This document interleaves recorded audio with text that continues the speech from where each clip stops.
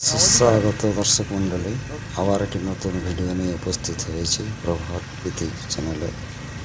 যেখানে দেখছেন ধামালেপাড়া থেকে পুরন্দরপুর যাওয়ার রাস্তা। এই রাস্তার দৃশ্য আপনারা দেখুন এবং পরিস্থিতি দেখুন। এর প্রাকৃতিক সৌন্দর্য অতি মনোহর হলেও এই রাস্তার অবস্থা ভয়ঙ্কর খারাপ, যা আপনারা স্বচক্ষেই দেখতে পাবেন। দেখবেন যেখানে এত সুন্দর একটি জায়গা, রাস্তাঘাট অতীব খারাপ, ভয়ঙ্কর। একটি বিশেষ দর্শনীয় স্থান এপারে থাকলেও যাতায়াতের অবস্থা খারাপ হওয়ার জন্যেই ওই যে দেখতে পাচ্ছেন দূরে বাঁশের সেতু, ওই বাঁশের সেতু দিয়ে মানুষ যাতায়াত করতে হয়।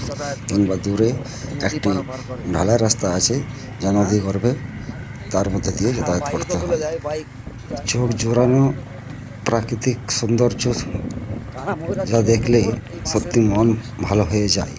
কিন্তু আমি যেটা বলছি যে এই রাস্তার অবস্থা এত ভয়ঙ্কর, যা এপার ওপার দুপারের গ্রামের মানুষ যাতায়াত করতে পারে না।